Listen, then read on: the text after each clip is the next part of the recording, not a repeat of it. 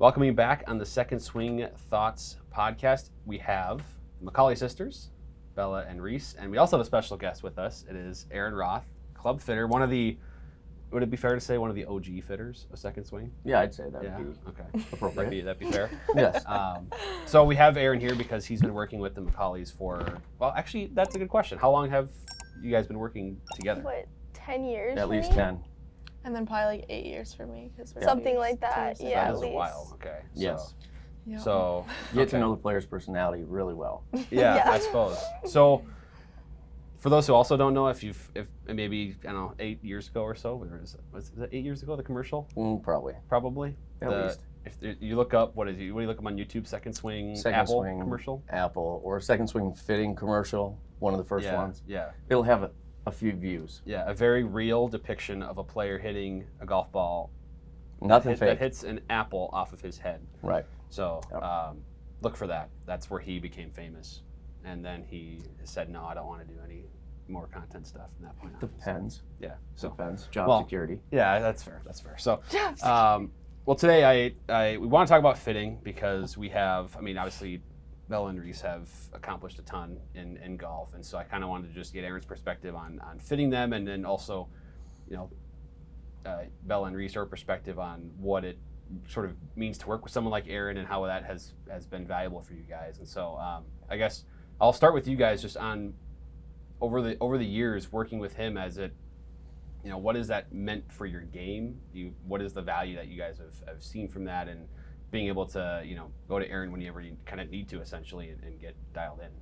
Yeah, I think, for me, as we've said, like, I've been with Aaron for so long that just, like, knowing, like, the little intricacies of my game, too, and just, like, as we all know, like, golf is a game of just, like, a small tweak here and there, just, like, a small miss, and so being able to minimize those as much as possible, and Aaron really just knows my game best to be able to do that. I think even, like, when I'll, like, stop by and be like, this club isn't working that well, I think we should try this, like, it will be, like, a small tweak, and, like, it will make, like, all the difference, and so I think it's, like, important to reiterate that, like, sometimes it's like a big club change, but other times it's just something super small that can make like a huge impact on a golf game. Yeah. Reese, Totally. did you, because I assume Bella was working with him first, and then it Yep. just kind of, Yes, she was. just right away you knew, okay, he probably was like, I'm just going to yeah, work and then with my Aaron. dad was like, "You're going here," and I'm like, "Okay." Probably good reviews from Bella, I guess. Yes, exactly. Great reviews, and I actually just always had like hand-me-down clubs from Bella, like growing up Oh. until like 12, Something like 11? that, yeah.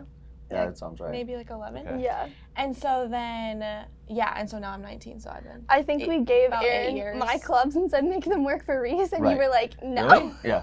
and Yeah, he- That's yeah. awesome. But that's And that's when he normally became my what favorite happens in fitter, families. yeah. But, Yeah. Yeah. they have similar games, but somebody got faster, quicker. I was going to ask that. So first, like, Yeah, when did it's you awesome. realize, Aaron, that they were like really, really, really good? Probably right when you started working. Right with away. them. Yeah. Right away. The toughest thing with junior golfers, especially on the girls' side, is distance consistency, and height. Yeah. Reese obviously hits it a country mile. Bella's getting there. Bella's getting there. But that's a huge advantage for her. Yeah. Playing 12 all the way up to where she is now. But distance control, Bella's unstoppable with that. Yeah, right. Reese is getting better too, but she's got to mature a little bit. Just hit it hard. But there's two different games, but they both get it done. Yeah. And just the competitive nature between the two, Yeah. They're just going to feed off each other, so it's going to be an That's what awesome We're talking about trajectory. that's what we were talking about actually in the first segment we did, was about how Reese has the 2 state championships and Bella has 1, and so but of course now Reese is going after the stuff that Bella's achieved, and so And that's awesome. Yeah. That's so cool. Yeah. They get along. We now do, you for the most mentioned part. you mentioned the difference in their games, so I'm going to first give them a chance to kind of describe the differences in their games, and then I'm going to see if you agree with all of that, or if you think they're so. Bella and Reese, describe like where you guys are different, and maybe there are similarities too that you guys have, but like the styles of play that you have. Yeah. Yeah. We are both very different personalities and golf-wise. We're like complete opposites. Okay. We somehow still get along though. But yeah, golf-wise, I'd say like she's very, very accurate. Like can hit it in a very small spot very easily. But yeah, I'd say her strengths are definitely accuracy, approach shots, and that's probably like my weakness. And then like chipping and like long shots, those are probably my strengths. Okay. So, yeah, I was gonna say impressed. that Reese's like distance is really, really impressive. Like I would say it's actually like I think her club head speed we like realized was like pretty similar to like LPGA average. So like for a freshman in college, like that's pretty impressive. Yeah. For me, my club head speed is like actually like even like on the lower end of like college. Like it's like probably average for college players. So not quite as much as Reese. But definitely my strength is a lot more like an accuracy, like approach shots, or like short game. For Reese, it's probably like drivers, and then obviously like like hybrids, or even like being able to like she's really good with her wedges too. So like being able to capitalize on like the long drives too. The way we like manage stuff on the golf course is really different though too. Yes. Like, yeah. Like what's I yours? need to think through. Like I'm like very. I wouldn't even say like I'm analytical on the course Like because I don't. methodical? She's I'm really. definitely I'm like more not. analytical. But I'm not like analytical on the course. Like I'm not really even like Yeah. thinking that much about golf. But I'm analytical with like distances. Like I'm really precise with. Like exactly this carry. Like I won't think about golf like between shots at all. Yeah. But once I get to the shot, I'm like, oh, this is like, I need to like choke up a little bit on this to hit it exactly like 123. Like so, And I'm that's like, why her approach and shots where are so Reese good. is like, this is 123. I think a 130, like 120, something in there. Like you know what I mean? So like one time I remember you had like a 190 goodness. shot. You had a 190 yard shot, and we were like. And Reese is like, I think it's 210, and she's like, she hit like the back, like 210? with her rangefinder. You hit like the Oh. back like trees, and I was like, Reese, oh no, it's like actually 190, and she's like, yeah, same club. And I was like, okay, like how do you like? But that's the personality. But that's right like there. the Yeah. personality difference. I'm probably a little bit more laid back on the course too. Yes, She's a little bit more like uptight. uptight. It just On proves the that you can course. have two sisters that do everything together, have polar opposite personalities on the golf course especially, but can still get it done. Yeah. There's no one Yeah, Yeah. way. for sure. That's correct. Yeah. I think it really like pushes each other too, like in opposite ways. Like she pushes me to be more focused, to be more, Yeah. I guess like intense at times when it's needed, and then I just kind of push her to be like, okay, like it'll be fine, like It'll be fine. like everything's gonna be okay. Like this is one golf round. Right.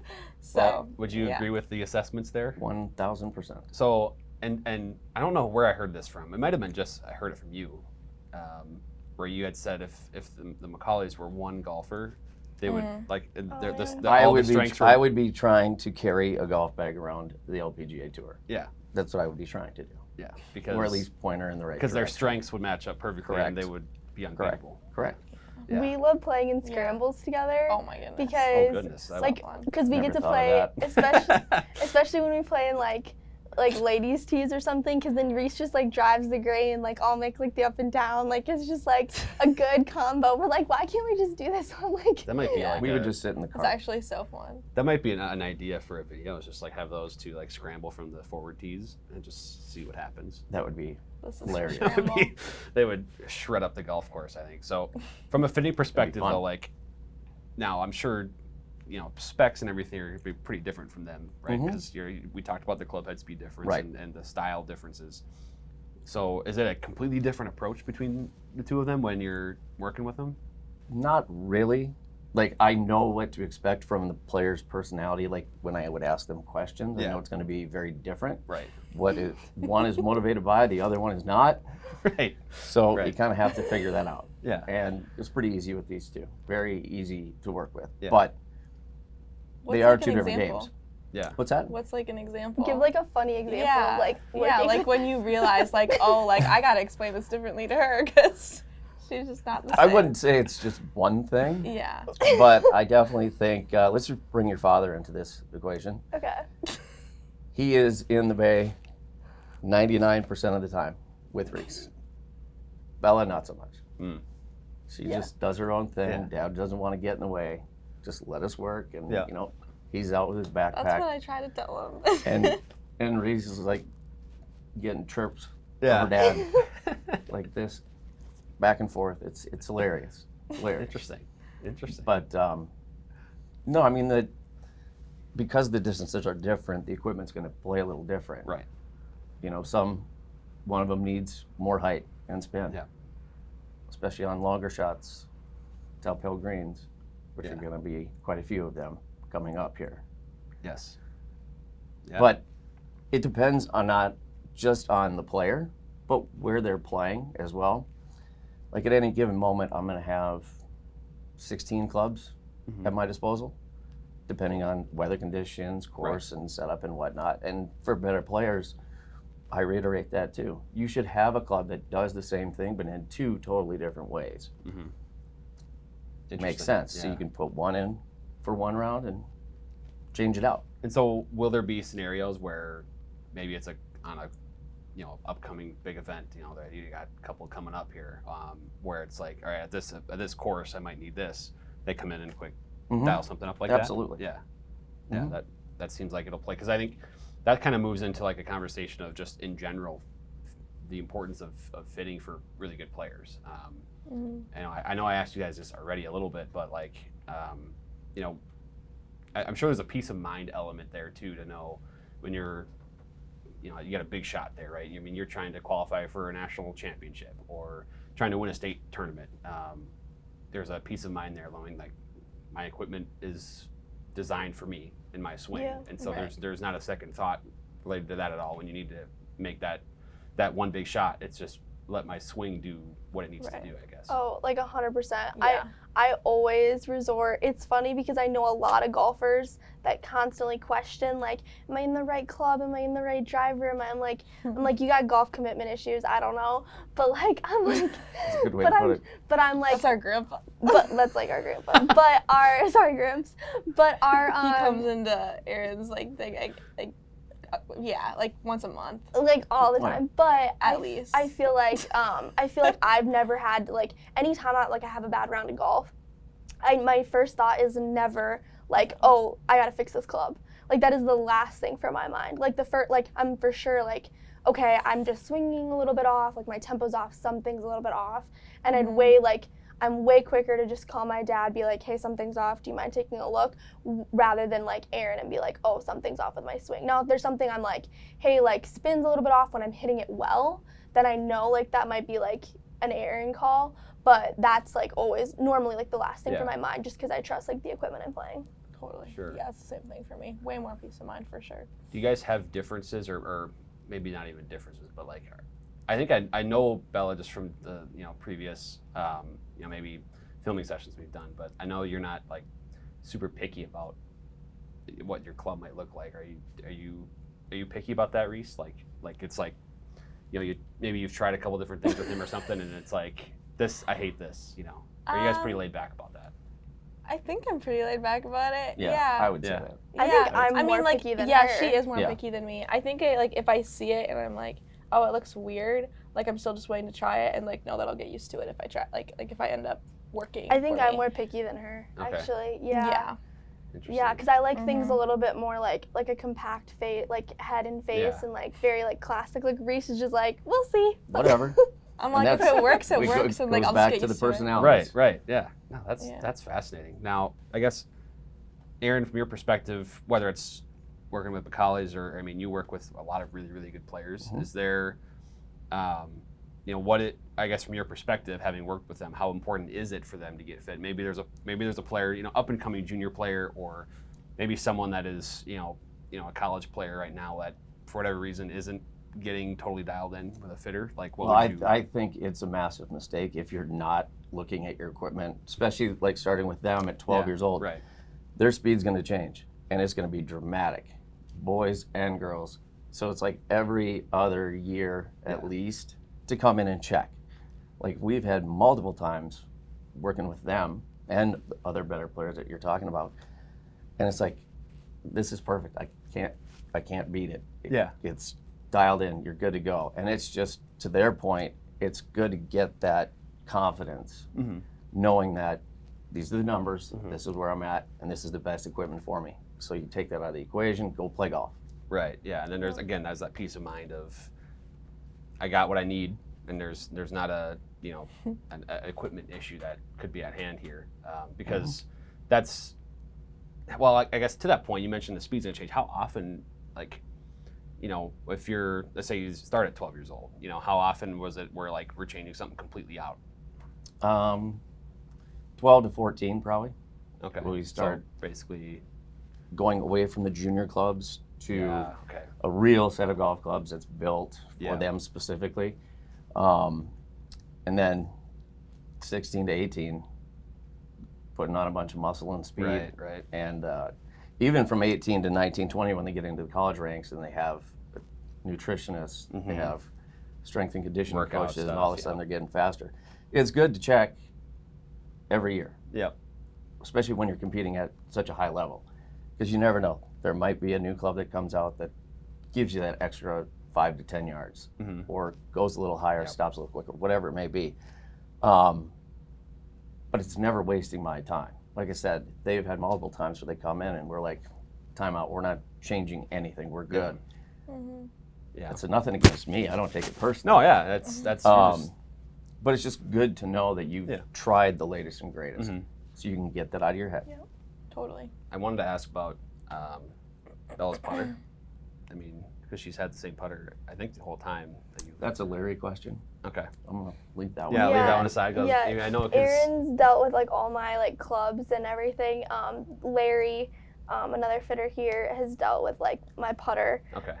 But yes, he hasn't even done that much tweaking to that actually, that much either. I think he like maybe changed a little bit of like the lie or something. But besides that, like it's just, again, like when I'm putting bad, I just know it's not like the putter. Like it's just me. Because you said you've been using the same putter forever, and it was your dad's, right? Yeah, it was my dad's. The putter's like, I want to say it's maybe before like that, at least 20 it was years our old, cousins, 25 and like years old. before that, it was someone else's. So it's like 25 years old. It actually has my dad's initials on it because like it never got like it was like stamped when he had it. And then it's funny, like the outside of the like the back part of the putter is like actually pretty scuffed, but obviously like the face is great, so I'm like, I don't care. Well, I just didn't know if you had like. We're not changing that. Yeah, I was gonna say. It's work. Yeah, no. Was there ever a moment of like trying to do something new? But No, if, the if only she putts I well think the enough, only like, thing that we've tried is to find another one like it Oh, sure. as a backup, Yeah. just in case something happens. And there's not many of those out there. It's a No. It's like it's a Scotty Cameron Newport, and it's Yep. one of those really early 2000s or maybe before Yes. that. Yes. Yeah, I think it's early 2000s. Yeah, but it still there's- works. There's not a lot out there that are Yeah. in decent shape, probably. But I think we could find it. but if there's anybody that's gonna find it, it's probably us. Yeah. Yeah. So when you're working with them, how much? Because I kind of get the idea. I think they're very much like kind of like, hey, let's try it, let's hit it. Are you getting technical in that conversation, or is it more about like, how does this look? How does this feel? Is this okay to you? I'm solely focused on the numbers. Yeah. Right. I know she's gonna care what it kind of looks like. Yeah. Reese doesn't care. So it's just, tell me if this club is better for me or not. Yeah. And there's that trust of working with them for a decade. Okay. Where we don't go into a ton of details. I'll just be like, outside, is this what you're seeing? Yeah. Okay, how can we make that better? Interesting. And if we can't, we don't change it. Interesting. So yeah, that's gotta be cool though, to just like, if there's, if in that moment, you've tried, it could be it might not be a swing thing, or it's something else, and you're like, okay, well maybe I need to try to tune up. It's like, all right, Aaron. Yes, What it's time? awesome. What time and where? Yeah, Right. it's awesome. I mean, we've had definitely many times, like you were saying, where I'm like, oh, I see this new club came out, and it's like the same brand. Like I have Titleist Woods, and so it's like, oh, should I try this new Titleist driver? And we try it, and it like did not work, and we're just like, okay, nope, we're not doing that, and then we just move on. But so it's good to even just like, we're definitely blessed, like just be able to call them up and be like, hey, what's going on with this. I really don't know how people who don't have fitters or can make that work. Yeah. Well, I know it's been cool. Just like, I'll see Aaron in the store and it's like, oh hey, Bella's leading by 2, at this event or whatever. And I can tell we're all following the action, but it's kind of cool to see how that relationship has formed over the years. Oh yeah. And working together now, how many 10 years basically. Yeah. To see that, and now it's and I know this isn't. Granted, this isn't the only one that you've built relationships with people like this, and golfers throughout. But it's cool to see that thing build. And now, like, is there going to be a tune-up before, say, Augusta, or are you feeling like there's going to be? I'm a leaving that tune-up? up to the player. Yeah, that's why. Yeah. I think we're since we start like season on Friday, we did have a tune-up I think over the winter. But and then so like going into the season, I probably won't have a lot going. I'll just start the season. I don't want to get too much into it right now. And then after our first 2 events or first 2 or 3 events, we have a break. So before Augusta, I'll probably get things a little bit checked up then. I also got new hybrids to replace just my old ones, the grooves. And so we probably will just go in and make sure everything is good with that. Mm-hmm. Yeah. Totally. No, You're yeah, I'd probably still be playing with hand-me-down clubs if it wasn't for Aaron, so I'm thankful for that. Well, yeah, and that's for a lot of people, it's a money thing. It's a finance thing. Totally. I totally understand, and you can learn how to play with anything. Yeah. But if you really want to get it's helpful. Yeah, this is kind of a different conversation where it's one thing of just a junior golfer going out, getting into the game, playing casually, but then now we're at a point. This is the highest level. This is the highest level of golf, essentially. I also had a tune-up back in the winter though, so I probably won't soon. Yeah. What, twice a year normally at least? Mm-hmm. Yeah, about twice a year. Well, I think clearly there's value there in getting fit. Not saying if you get fit right now, you're going to turn into Bella or Reese McCauley and have a scoring average of 70.2. That's not bad. But there's value in getting fit, and I think if you're aspiring to be a really good player, make it at least biannual thing. Absolutely. Recommend. Absolutely. And then of course if you're at that level, make sure it's on your radar to get your equipment checked, and if you're not getting fit, then probably do so. Absolutely, and I think the best players in the world can adjust to almost anything and make it work. So I think more so for your casual golfer that doesn't even think, I'm not good enough.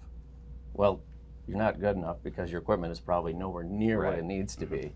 Yeah. And you can make so much bigger strides with a player like that compared to I'm trying to get her to average 0.3 less. Right. We're talking less than a number. Yeah.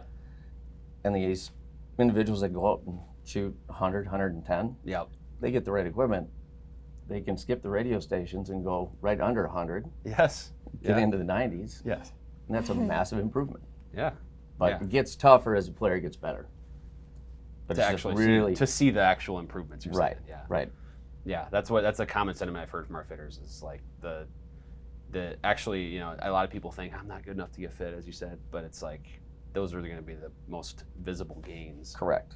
In those players. But this has been great. I know we've got, as the time of this recording, you guys have a big spring season ahead of you. We've got some big events coming up. And so I wanted to show my appreciation for you guys coming in. And Aaron, of course, thank you for coming in as well, giving some insight. It's been kind of cool to, of course, follow the McCauleys, at least the last couple of years. But of course, you've been doing it since they were a lot younger. It's been a lot of fun. So, and we're not done yet. Yeah, of course not. There's a lot more coming. So thank you for having us on. So yeah, let's go get fit. Schedule a fitting with someone like Aaron or any of our master fitters. Good luck to you guys as well the rest of during the spring season. It's been awesome. Thank you, Drew. Thanks, guys.